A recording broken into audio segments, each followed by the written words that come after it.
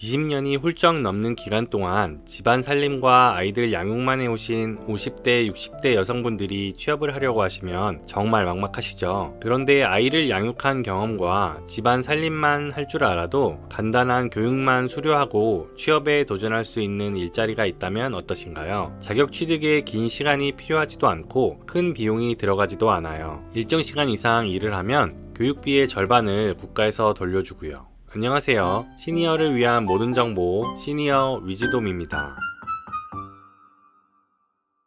많은 50대, 60대 여성분들이 노후 준비나 더 여유로운 삶을 위해서 혹은 삶의 활력을 위해서 일자리를 찾고 계시는데요. 사실 일을 할 만한 자리가 마땅치는 않아요. 이에 취득도 쉽고 취업이 수월한 요양보호사가 큰 인기를 끌고 있지만 업무 강도는 높은 반면 업무 만족도가 낮아서 취득 후 실제로 일을 하고 있는 요양보호사는 전체의 3분의 1밖에 되지 않아요. 오늘 소개해드릴 직업은 요양보호사 자격증이 있으면 교육시간이 줄어들어서 유리하고 정부 지원 사업과 관련된 일자리라 지속적으로 일자리도 늘어나고 있는 산모 신생아 건강관리사예요. 산모 신생아 건강관리 지원 사업은 출산 가정에 산모 신생아 건강관리사를 통한 가정 방문 서비스를 지원하여 산모 신생아 건강관리 및 출산 가정의 경제적 부담을 완화하기 위해 국가에서 운영하는 사업이에요. 기본적으로 산모 및 배우자의 건강보험료 본인 부담금 합산액이 기준 중위소득 150% 이하 금액에 해당하는 출산 가정을 지원하지만 시도별로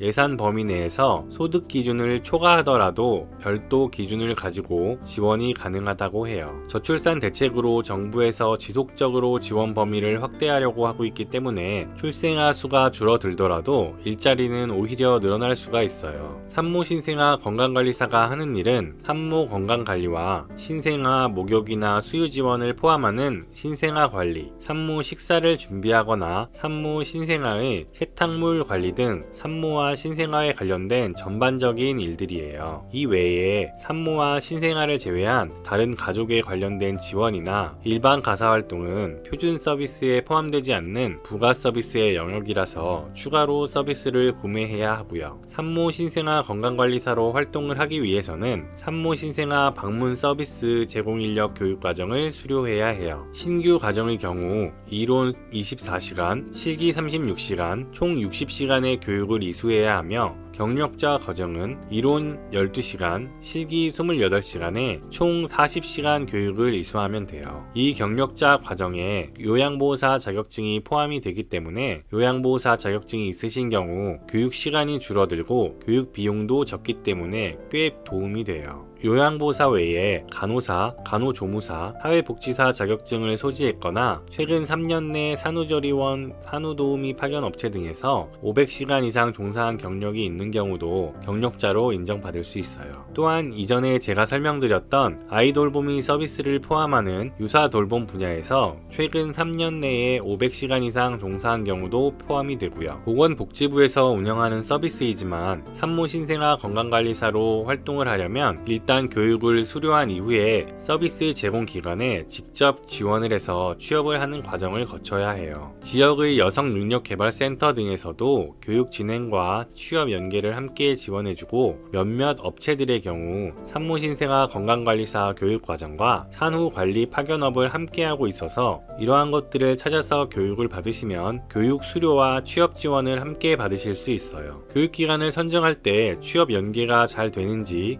혹은 교육기관에서 산후조리 파견업을 같이 하고 있는지 확인해서 취업까지 한 번에 연계가 될 수 있는 곳을 찾아 교육을 받으시는 것을 추천드려요. 교육기관을 찾으실 때는 사회서비스 전자바우처 홈페이지에 들어가셔서 서비스 기관 검색에서 산모신생아 교육기관을 검색할 수 있으니 홈페이지를 방문하셔서 확인 후 전화 상담을 해보셔도 좋을 것 같아요. 꼭 취업 연계 부분에 대해서도 확인을 하시면 좋고요. 산모신생아 건강관리사로 일을 할 때에는 정부 지원을 받는 가정과 정부 지원을 받지 않는 가정에서 하는 일이 사실상 차이가 없기 때문에 업무 자체는 똑같다고 보시면 되고요. 정부 지원을 받는 가정의 경우 일반적으로 15일이 최대이고 쌍태아나 3태아일 경우 기간이 늘어날 수 있어요. 산후관리 서비스를 제공하는 업체의 지자체의 경우에는 일반적으로 정부 지원 서비스가 종료된 후에도 이용할 수 있는 서비스를 제공하고 있기 때문에 산모신생아 건강관리사 분들의 업무는 15일로만 제한되는 것은 아니에요. 그래서 안정적인 기간 동안 일을 할 수 있는 편이라 급여도 비교적 안정적으로 받을 수 있다는 장점이 있어요. 급여는 일반적으로 시급이 12,000원 정도이나 평가나 추천율 등에 따라서 프리미엄 서비스를 제공할 수 있게 되는 경우 급여가 올라갈 수도 있어요. 대부분 4대 보험과 1년 이상 근무 시 퇴직금을 받으실 수 있고요. 출산 후 예민해진 산모와 태어난 지 얼마 안 된 신생아를 케어한다는 것이 쉬운 일은 아니겠지만 짧은 기간의 교육과정을 마치면 취업 연계를 통해 비교적 쉽게 할 수 있는 일이고 살림이나 육아만 잘 할 줄 알아도 바로 시작을 할 수 있기 때문에 50대, 60대 여성분들에게 추천을 드리는 일자리예요. 일부 지자체의 경우 국가지원금으로 운영되는 서비스에서 60대 미만까지로 연령 제한이 있는 경우도 있으니 60대 이상이신 분들은 교육기관을 선택하거나 취업을 지원할 때 꼭 미리 확인을 하시는 게 좋아요. 하지만 몇 가지 생각해 보셔야 할 단점들도 존재를 하는데요. 일단 대부분의 업체들이 40대를 가장 선호하는 것으로 알려져 있기 때문에 50대와 60대 분들에게는 취업이 쉽지 않을 수도 있어요. 50대나 60대를